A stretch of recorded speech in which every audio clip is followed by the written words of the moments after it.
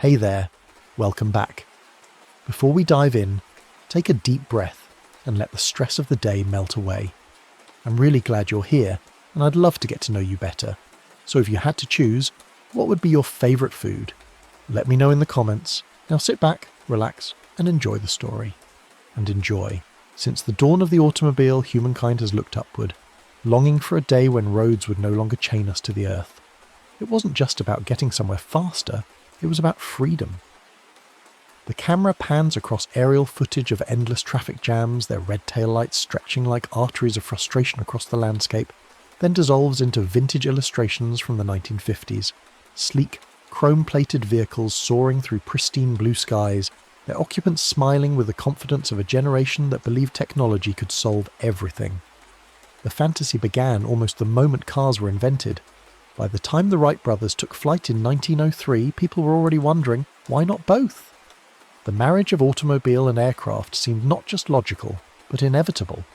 If Henry Ford could put America on wheels, and Orville and Wilbur Wright could lift humanity into the heavens, surely someone would combine these revolutionary technologies into something even more extraordinary.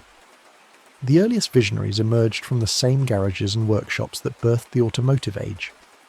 Glenn Curtiss, already famous for his motorcycles and early aircraft, unveiled his autoplane in 1917, a peculiar contraption that looked like a Model T had collided with a biplane and somehow survived the encounter. The autoplane never actually flew, managing only short hops down country roads, but it represented something profound, the first serious attempt to blur the line between terrestrial and aerial transportation.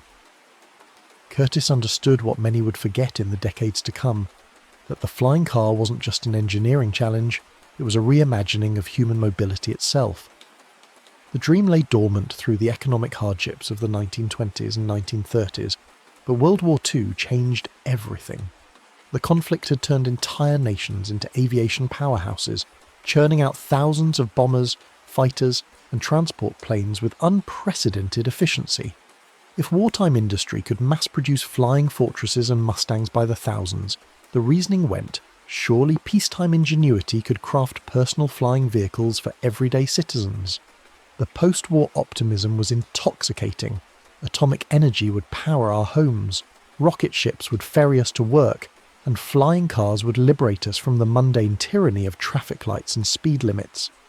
Popular mechanics became the prophet of this airborne future, its covers regularly featuring illustrations of suburban families piloting sleek aircraft from their driveways to downtown office buildings.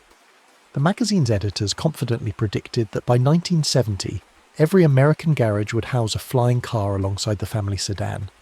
The imagery was seductive. Mothers dropping children off at school via Skylane, businessmen commuting through three-dimensional highways carved from clouds, weekend getaways that began with a vertical takeoff from the backyard. The future looked effortless, elegant, and inevitably aerial. But turning fantasy into functionality proved problematic. The engineers who tackled the flying car challenge in the 1940s and 1950s quickly discovered that they weren't just trying to build a better mousetrap.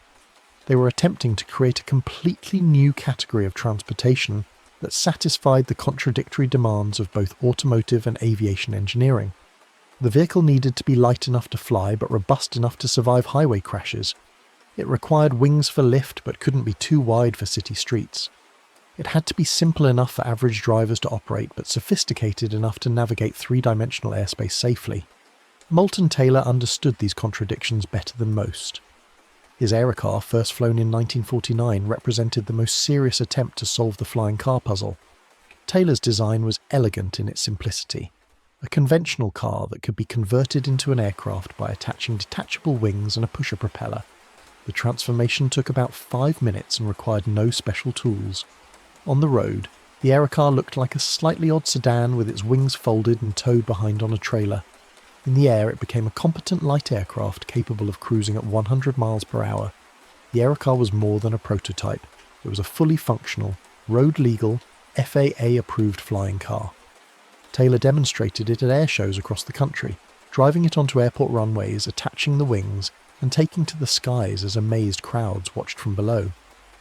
The vehicle handled well both on the ground and in the air, proving that the basic concept was sound.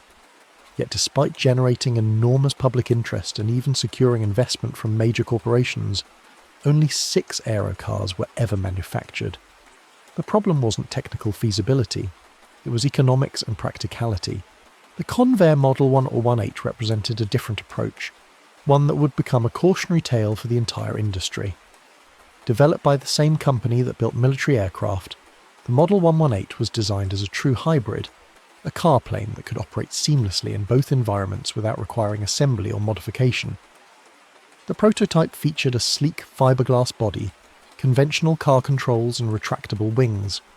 On paper, it was everything the flying car enthusiasts had dreamed of. In reality, it became a nightmare. During its first test flight in 1947, the Model 118 crashed, killing its pilot. The cause wasn't aerodynamic failure or structural weakness. It was a simple fuel mix-up. The ground crew had filled the aircraft with automotive gasoline instead of aviation fuel, causing the engine to lose power during flight.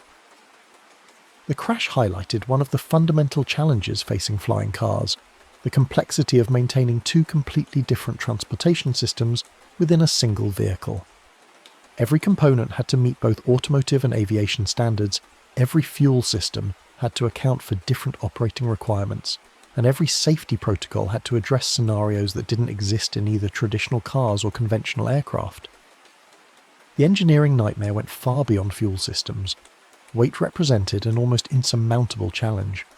Aircraft needed to be as light as possible to achieve efficient flight, while automobiles required substantial mass to provide crashworthiness and stability.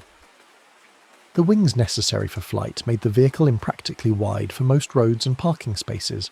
The high-performance engines required for vertical takeoff consumed fuel at rates that made operation prohibitively expensive. The control systems needed to safely navigate 3-dimensional airspace were far too complex for average drivers to master. More fundamentally, the flying car existed in a regulatory no-man's land.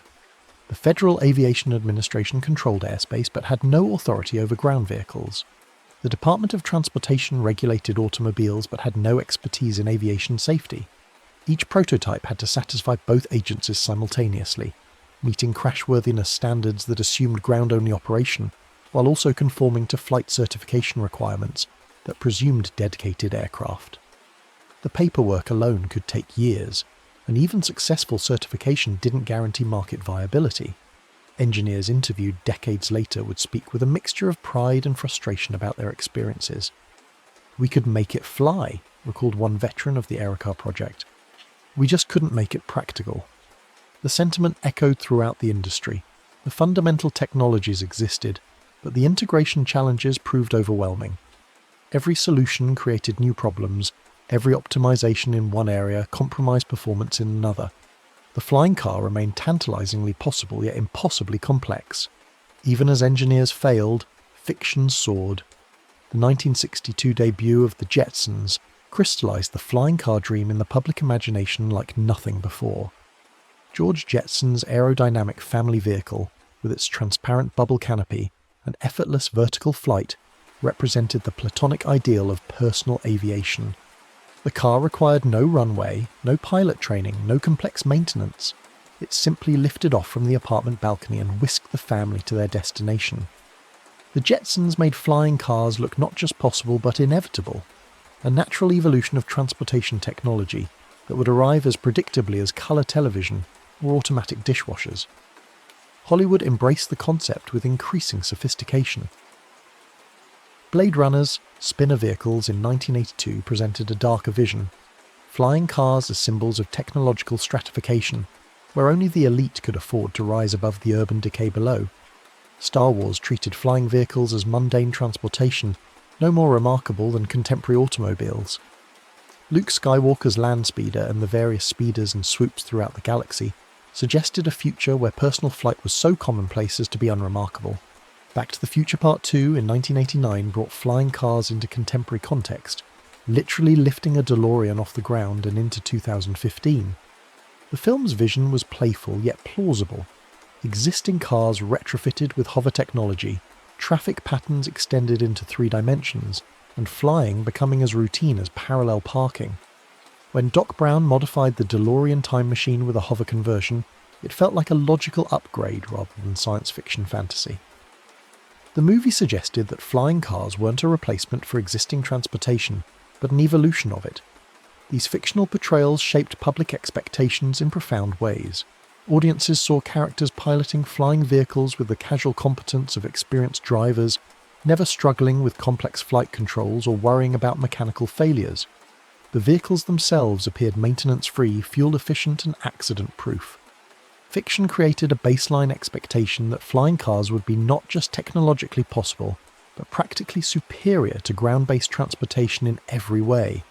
Scientists and futurists appearing on programs like 60 Minutes throughout the 1970s and 1980s fed these expectations with confident predictions. Aviation experts explained how advances in materials science, computer control and propulsion technology were bringing flying cars ever closer to reality. They spoke of prototypes in development, test flights proving feasibility, and commercial availability within the next decade. Each prediction proved premature, but the steady drumbeat of expert optimism kept the dream alive in public consciousness. The disconnect between fictional promise and engineering reality created a peculiar cultural phenomenon, the perpetually imminent flying car. Like fusion power or artificial intelligence, flying cars existed in a state of permanent technological adolescence, always just a few years away from maturity. This temporal displacement allowed the concept to remain exciting without ever having to confront the mundane realities of insurance costs, parking regulations, or pilot certification requirements. Enter the tech revolution, new money, new minds, new hype. The late 2000s brought a fresh wave of entrepreneurs to the flying car challenge, armed with Silicon Valley confidence and venture capital funding. These weren't traditional aerospace engineers content to build one-off prototypes. They were tech visionaries who believed that software, automation and manufacturing innovation could solve problems that had stymied the industry for decades. Terrafugia emerged as the poster child of this new approach. Founded by MIT graduates with aerospace engineering backgrounds, the company promised to deliver the first practical flying car through modern design principles and contemporary technology. Their transition vehicle featured folding wings that eliminated the need for detachable components, modern avionics that simplified flight operations, and a business model that envisioned flying cars as the next major consumer technology category. The transition looked impressive in promotional videos, a sleek four-wheeled vehicle that could unfold its wings and transform into a light aircraft within minutes. The company secured significant investment, generated enormous media attention, and accumulated hundreds of pre-orders from customers eager to own the first commercially available flying car. Yet despite years of development and multiple prototype iterations, the transition never achieved commercial success. The few units delivered to customers proved expensive, complicated, and impractical for regular use.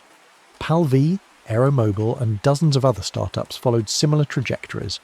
Each promised revolutionary advances over previous attempts, each generated impressive demonstration videos, and each ultimately struggled to bridge the gap between prototype and product. The fundamental challenges hadn't changed. Flying cars remained expensive to build, difficult to operate, and impossible to integrate into existing transportation infrastructure. The most ambitious attempt came from an unexpected source: Uber. The ride-sharing company's Elevate initiative promised to bypass the flying car problem entirely by focusing on electric vertical takeoff and landing vehicles, EVTOLs, designed for short urban flights.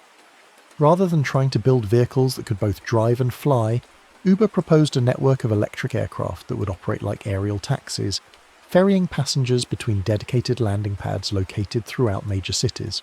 The EVTOL concept addressed many traditional flying car limitations. The vehicles didn't need to be road legal, eliminating automotive safety requirements. They could be optimized purely for flight, improving efficiency and reducing complexity.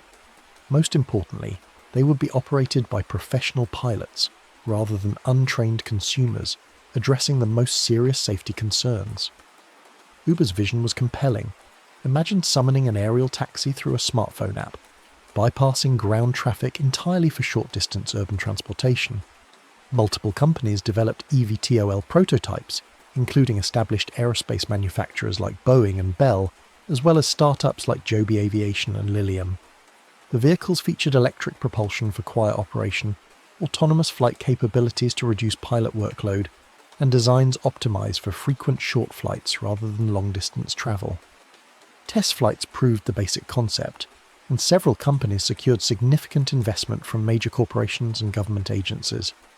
Yet even the eVTOL approach encountered massive regulatory obstacles.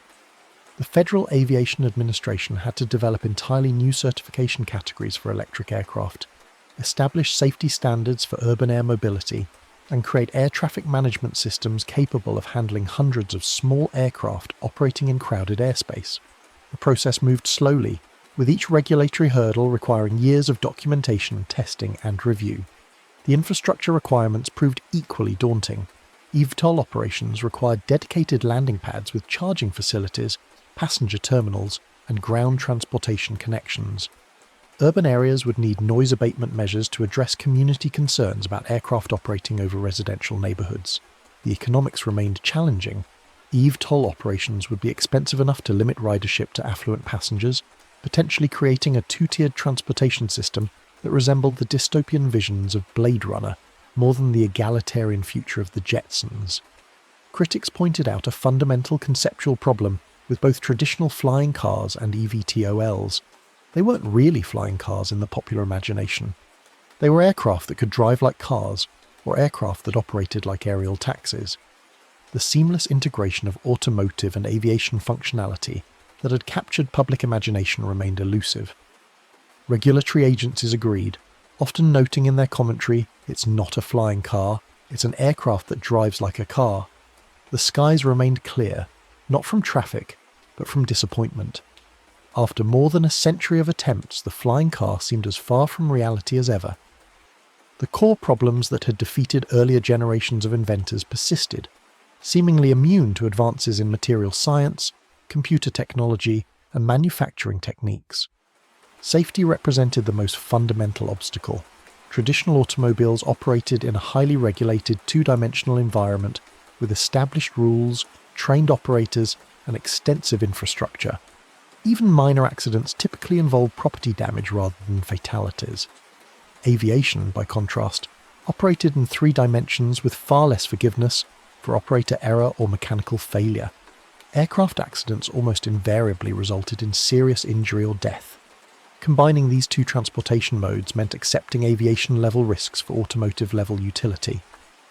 The prospect of untrained pilots operating in busy urban airspace terrified aviation safety experts. Commercial aviation's exceptional safety record resulted from rigorous pilot training, strict maintenance protocols, and sophisticated air traffic control systems. None of these safeguards could practically extend to personal flying vehicles operated by drivers whose qualifications might extend no further than a standard automobile license. The potential for mid-air collisions, crashes into buildings, or emergency landings in populated areas made mass adoption of flying cars a public safety nightmare. Maintenance costs represented another insurmountable barrier. Aircraft required far more intensive maintenance than automobiles, with federal regulations mandating periodic inspections by certified technicians. A typical light aircraft might require hundreds or thousands of dollars in annual maintenance costs, while automobile maintenance rarely exceeded a few $100s per year. Flying cars would need to satisfy both automotive and aviation maintenance requirements, potentially doubling or tripling ownership costs. The technological barriers remained formidable despite decades of advances. Efficient vertical takeoff still required enormous amounts of power, limiting range and requiring frequent recharging or refueling. The energy density of batteries, while improving steadily, remained far below the requirements for practical electric flight. Weight optimization remained a zero-sum game. Every pound added for automotive crashworthiness reduced flight performance, while every pound saved for flight efficiency compromised ground safety. Noise pollution presented an often overlooked limitation. Aircraft engines, even modern ones, generated far more noise than automobile engines. A flying car taking off from a suburban driveway would create noise levels comparable to a helicopter, disturbing entire neighbourhoods. Multiplied across thousands of daily operations, flying cars would transform quiet residential areas into industrial-level noise environments. Community resistance to such disruption would likely prevent widespread adoption, regardless of technological feasibility. The infrastructure requirements defied practical implementation. Flying cars needed runways or landing pads, air traffic control systems, refueling facilities, and maintenance hangars. These requirements couldn't be satisfied by existing automotive infrastructure. Gas stations couldn't service aircraft, parking lots couldn't accommodate wingspan requirements, and residential garages couldn't handle vertical takeoff operations. Building parallel infrastructure for flying cars would require massive public and private investment, with no guarantee of adoption. Perhaps most fundamentally, flying cars weren't scalable. Aviation worked well for long-distance transportation, where the time and expense of flight preparation justified the speed advantages. For short-distance urban transportation, the primary use case for personal vehicles, the overhead of flight operations eliminated most efficiency gains. Taking off, climbing to safe altitude, and landing often required more time than simply driving the same distance, especially when accounting for pre-flight safety checks and post-flight securing procedures. The economics never made sense for mass adoption. Flying cars would inevitably cost far more than conventional automobiles while providing marginal utility improvements for most users. The wealthy early adopters who could afford flying cars rarely faced the traffic congestion problems that flying cars were supposed to solve. They typically lived in low-density areas with efficient transportation infrastructure. The urban commuters who most needed alternatives to ground transportation couldn't afford flying cars and lacked the infrastructure to operate them. Still, the dream won't die, not entirely. The persistent failure of flying cars to achieve commercial success hasn't dampened public fascination or eliminated technological development. If anything, recent advances in drone technology, artificial intelligence, and battery systems have rekindled optimism among both entrepreneurs and enthusiasts. Drone technology has revolutionized the feasibility of autonomous flight. Modern quadcopters can navigate complex three-dimensional environments, avoid obstacles, and land safely with minimal human input. Scaling these capabilities to human-carrying vehicles seems more achievable than ever before. Artificial intelligence systems have demonstrated the ability to manage complex transportation networks, optimize routing in real time, and coordinate multiple vehicles simultaneously. These technologies could potentially address the safety and traffic management challenges that have historically made flying cars impractical. Battery improvements, while still falling short of aviation requirements, have made electric flight increasingly viable for short-distance applications. Electric propulsion offers several advantages over traditional aircraft engines: lower noise levels, reduced maintenance requirements, and the potential for distributed propulsion systems that improve safety through redundancy. Several companies have demonstrated battery-powered aircraft capable of carrying passengers for distances of 50 to 100 miles, suggesting that electric flying cars might soon become technically feasible, if not economically practical. The most promising developments are occurring in Asia, where government support for advanced transportation technologies is stronger and regulatory obstacles are lower. Dubai has committed to implementing flying taxi services by 2030, with dedicated landing pads and air traffic management systems designed specifically for urban air mobility.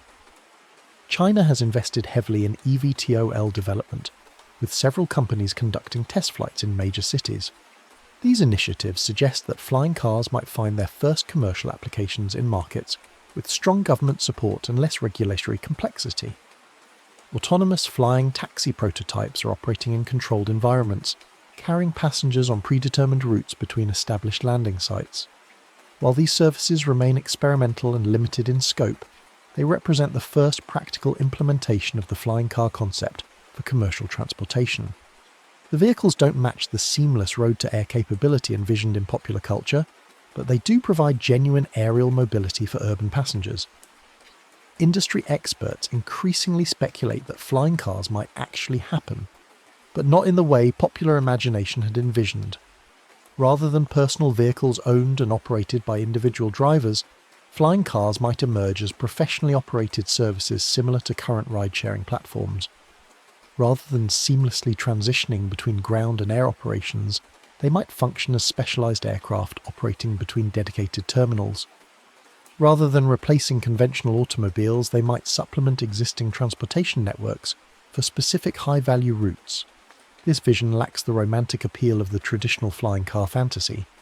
There's nothing particularly exciting about riding as a passenger in an autonomous aircraft from one designated landing pad to another, especially when the experience would likely resemble a noisy, expensive helicopter ride, more than the effortless aerial freedom depicted in science fiction. Yet this compromise approach might finally deliver some version of the flying car dream to actual consumers, even if the reality falls short of the century-old fantasy. The regulatory environment is slowly adapting to accommodate urban air mobility. The Federal Aviation Administration has established new aircraft categories for eVTOLs and is developing certification standards specifically for urban air taxi operations. European and Asian aviation authorities are pursuing similar initiatives, suggesting that the regulatory barriers that have historically prevented flying car deployment might gradually diminish. However, significant obstacles remain. Public acceptance of flying vehicles operating over urban areas is far from assured, especially given legitimate concerns about noise, safety, and equity. The infrastructure investments required for widespread deployment remain enormous and largely unfunded. The economic case for flying cars remains marginal for most potential users, limiting the market to affluent early adopters and specific niche applications. Environmental concerns add another layer of complexity. While electric propulsion might reduce direct emissions, the energy requirements for vertical flight remain enormous compared to ground transportation. The carbon footprint of flying cars would likely exceed conventional automobiles significantly, making widespread adoption environmentally problematic during a period of increasing climate consciousness. The flying car became more than a machine. It became a symbol of possibility, of escape, of progress unchained.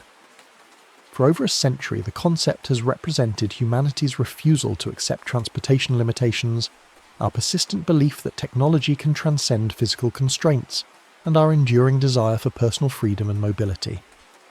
The flying car embodies the optimistic futurism that characterized much of the 20th century, when technological progress seemed inevitable, and every engineering challenge appeared solvable given sufficient time and resources. Yet the flying car also symbolizes the gap between technological possibility and practical implementation. It demonstrates how cultural expectations, shaped by fiction and marketing, can diverge dramatically from engineering reality. The persistent failure of flying cars to achieve commercial success reveals the complexity of modern technological development, where success requires not just technical feasibility but also economic viability, regulatory approval, social acceptance, and infrastructure compatibility. The story of the flying car is ultimately a story about human aspiration confronting physical reality.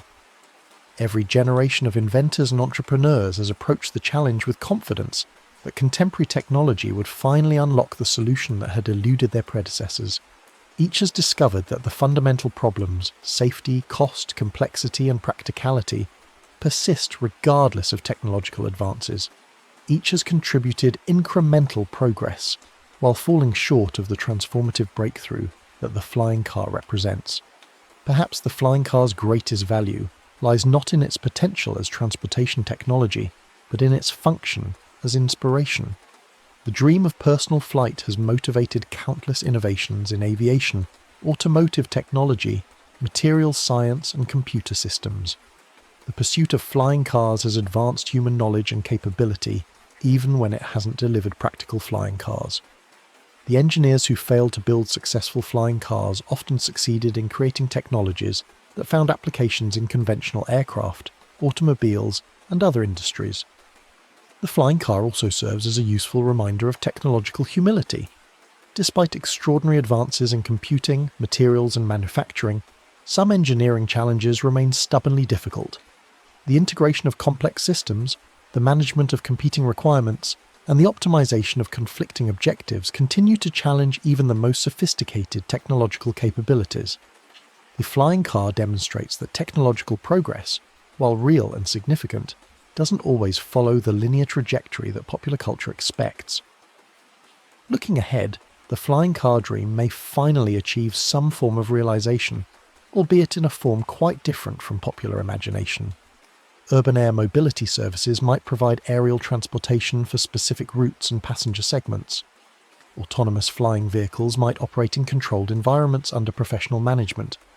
Electric propulsion and artificial intelligence might address some of the safety and efficiency concerns that have historically prevented flying car deployment. Yet even if these developments succeed, they're unlikely to deliver the complete transformation of personal transportation that the flying car has long represented. The skies above our cities may never fill with personal flying vehicles operated by ordinary drivers, just as our garages may never house aircraft alongside our automobiles. The regulatory, economic and practical barriers that have prevented mass adoption of flying cars for over a century remain formidable despite technological advances. The flying car may thus remain forever in the future, always just a few years away from commercial availability, perpetually promising to revolutionise transportation while never quite delivering on that promise. This temporal displacement has become part of the flying car's identity. It exists most powerfully as anticipation rather than reality, as possibility rather than fact. The psychological appeal of flying cars extends beyond mere transportation efficiency. They represent escape from the mundane constraints of surface-bound existence, liberation from traffic jams and road rage, freedom to chart direct courses through three-dimensional space. The flying car promises to transform the daily commute from a grinding necessity into an adventure, to make travel spontaneous rather than planned, to restore the romance of mobility that has been lost in contemporary automotive culture. This emotional resonance explains why the flying car concept survives repeated commercial failures and technological setbacks.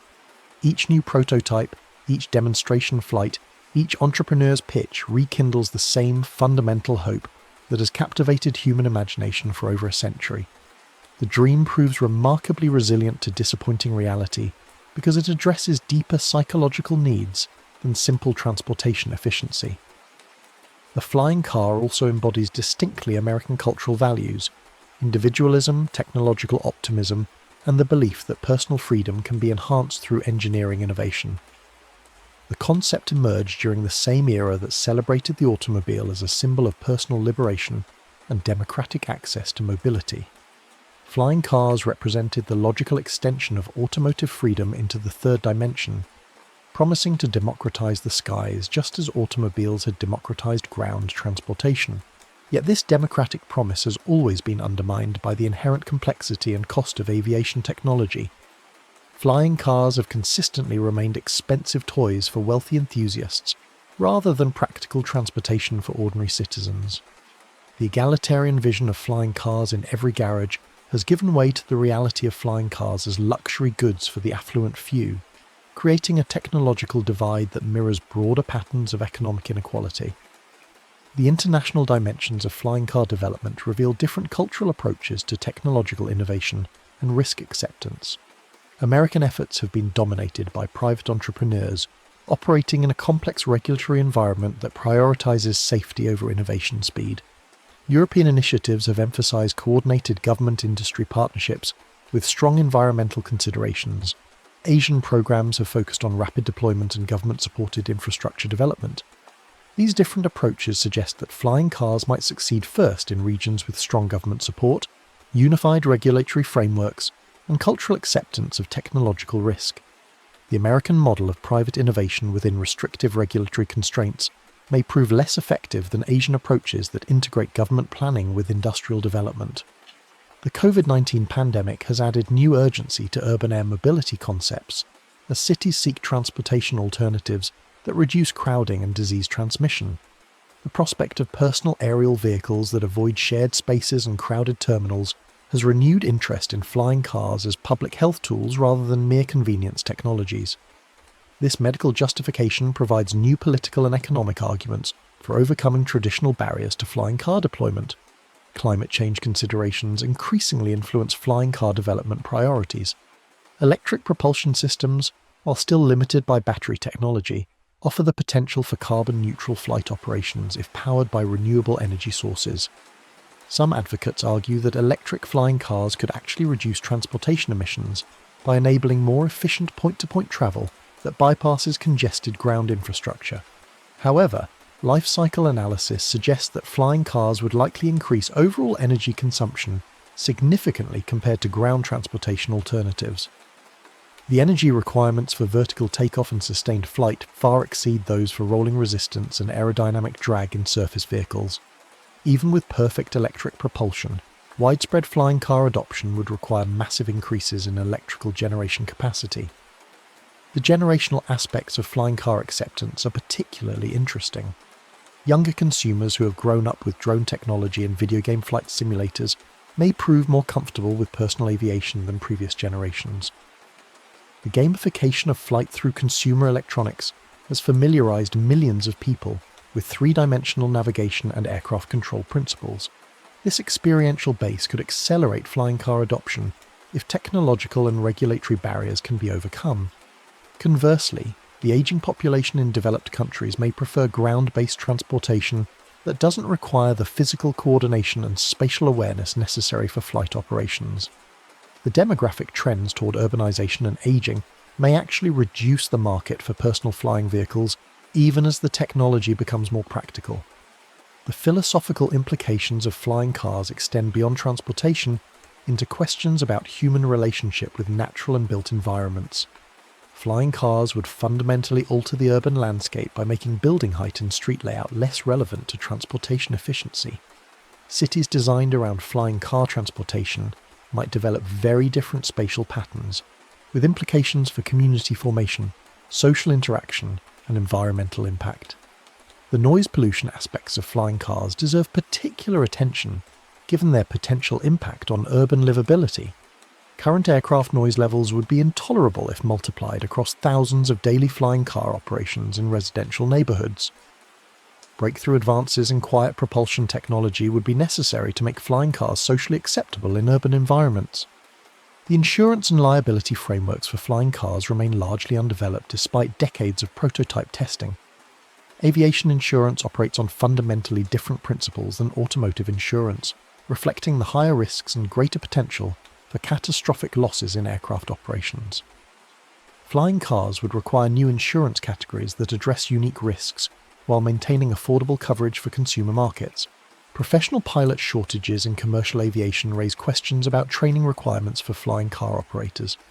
If flying cars require licensed pilots, the training pipeline would need massive expansion to support widespread adoption.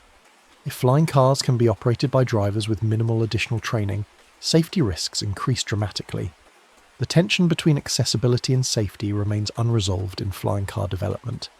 The cultural impact of successful flying car deployment would extend far beyond transportation into entertainment, recreation, and lifestyle choices. Flying cars would enable new forms of tourism, recreation, and social interaction, while potentially disrupting existing industries and employment patterns. The secondary effects of flying car adoption might prove more significant than the primary transportation benefits. And maybe one day, we'll look up and see that dream finally arrive. The sound of jet engines hums faintly in the distance as a silhouetted vehicle glides across the twilight sky, its occupants finally free from the constraints that have bound human transportation to the Earth's surface for so long. Whether that day comes in the next decade or the next century, whether the vehicles resemble our current expectations or take forms we haven't yet imagined, the dream itself endures, a testament to human ambition and our perpetual desire to transcend the limitations of the present.